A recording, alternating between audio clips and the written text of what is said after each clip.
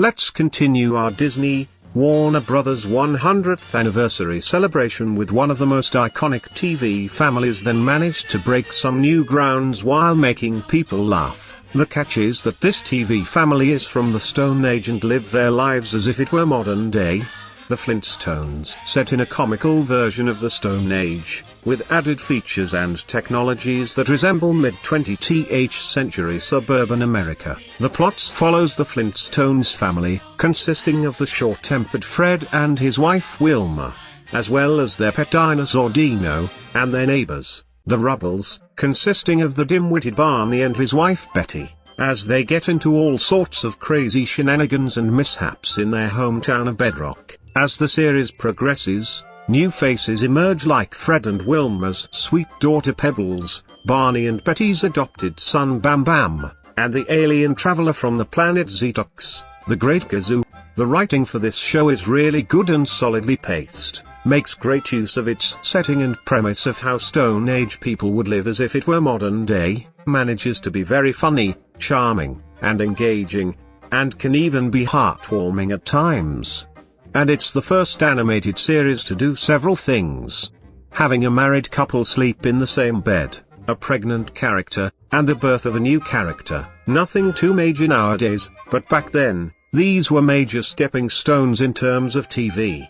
However, the writing did decline a bit in the last season, mostly around the time Gazoo was introduced, and with the solid writing, this results in some solid episodes like Barney the Invisible, The Drive-In, The Engagement Ring, The Hot Piano, The Prowler, and Margrock Presents, The X-Ray Story, A Haunted House Is Not a Home, Christmas Flintstone, Samantha, Dr. Sinister, Son of Rockzilla, The Blessed Event, and several others.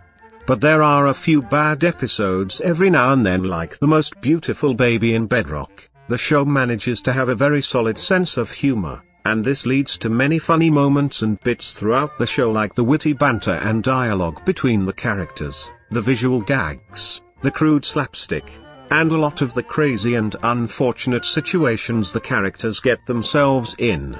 However, the rock puns, while can get an occasional chuckle, can get old fast. While the show is mostly comedic, there are some moments that were pretty tender and heartfelt, like the birth of Pebbles. The animation may be limited thanks to the budget Bill and Joe were given, and this has been their trademark style since the Rough and Ready show, but despite the limitations, the animators were able to do the best they could, and at least in my eyes, it did pay off. The characters all have great designs and solid movements, the backgrounds are nicely painted and colored, and there are some solid effects like the water and the dirt. The characters are mostly all very likable and funny, and they have some very solid chemistry and character development. Fred is a pretty likable protagonist, as even though he is very short-tempered, stubborn, and can make some selfish and instinctive decisions, he's still very likable as he does care for his family and friends, and would do anything for them, even if it ends with unintended results. Wilma is also very likable as she's more level-headed than her husband, and does put up with a lot of his schemes and tends to give him a good talking to for his mishaps. But she always stands by his side and does help him get out of trouble every now and then.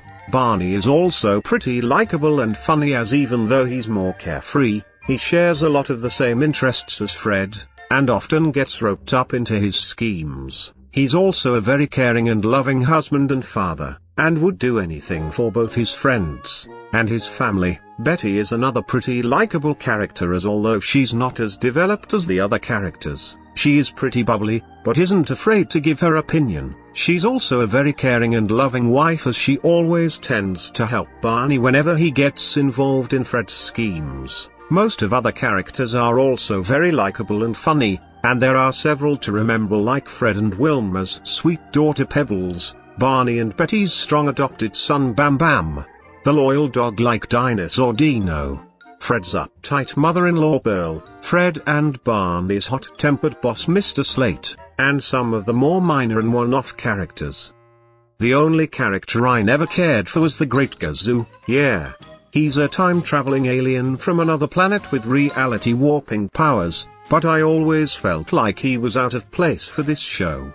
And on top of that, I never found him that funny or charming, and his voice always kinda grated on me. The voice acting is very well done, and does lead to some great performances like Alan Reed as Fred, Jean Vanderpyle as Wilma and Pebbles, Mel Blanc as Barney and Dino, B. Benaderet as Betty in the first 4 seasons, Jerry Johnson as Betty for the last 2 seasons, and more. The music is very well composed and really captures the show's comedic tone. And Meet the Flintstones is a very well written and performed theme song, as well as iconic. But what might shock you is that this theme song didn't show up until the 3rd episode of season 3. Overall, despite some setbacks, this is a highly enjoyable, entertaining, and funny series that's worth checking out for any fan of classic TV, comedy, Hanna-Barbera, and animation.